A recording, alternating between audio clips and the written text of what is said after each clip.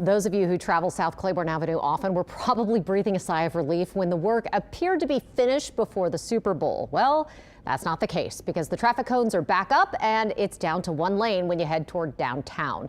Eleanor Tabone braved the traffic today to ask when we can expect the work to be finished once and for all. I'll be right with you in a second. We got to be fully reliant because we're drive-through only.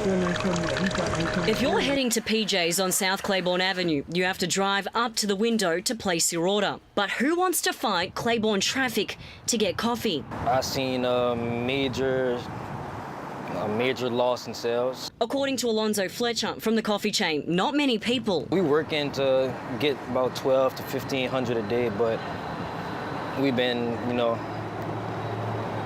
at low sales, we're at about 800 because of the, construction. Some of you may have thought the removal of the traffic cones pre-Super Bowl meant the avenue, which has been under construction since December of 2023, would mean smooth sailing on into the city. We're in the very final stages of the project. The subsurface work is done with the exception of one, maybe two leaks that we have discovered between 3rd and 4th.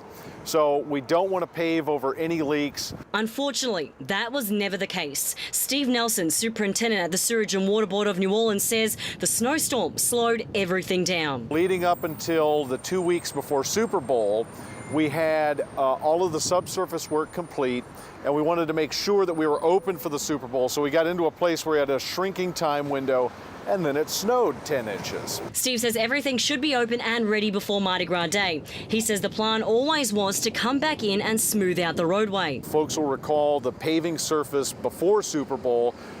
It was all patched, but the patches are somewhat uneven. It's not a nice clean surface. And so it has always been the plan. This isn't new. That's not additional cost. It's all part of the original project to be able to do a mill and overlay over the whole road surface so that we can create a waterproof, smooth, drivable cap over the whole road surface. The project involves replacing pipes that are more than 100 years old on South Claiborne. SWB hopes this will reduce water main breaks and stabilise water pressure throughout the city. Eleanor Tabone, WWL, Louisiana.